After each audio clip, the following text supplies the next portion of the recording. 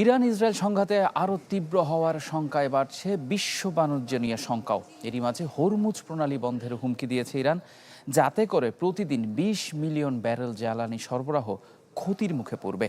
বিপাকে পড়বে চীন, যুক্তরাষ্ট্র সহ জ্বালানি আমদানি নির্ভর এশিয়ার দেশগুলো।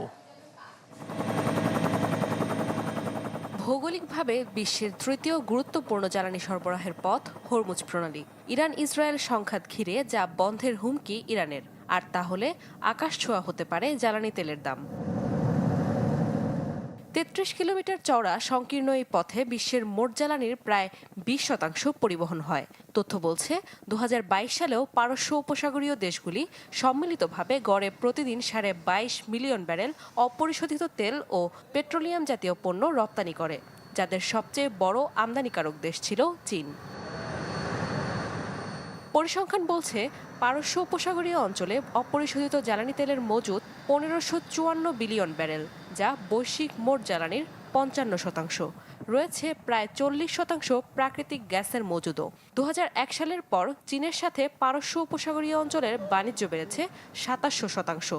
শুধু ২০২২-এই যাদের ব্যবসা ছাড়িয়েছে $৩৮৫ বিলিয়ন। একই সময়ে ইউরোপীয় ইউনিয়নে এ সংখ্যা ছিল ২১৯ বিলিয়ন আর যুক্তরাষ্ট্রে $৯৫ বিলিয়ন। নতুন করে ইরান ইসরায়েল অস্থিরতায় হরমুজ প্রণালী বন্ধের প্রভাব যে বিশ্ব বাণিজ্যকে আবারও অস্থির করবে তাতে কোনো সন্দেহ নেই। নাদিয়া ইসলাম তুলি, চ্যানেল 24।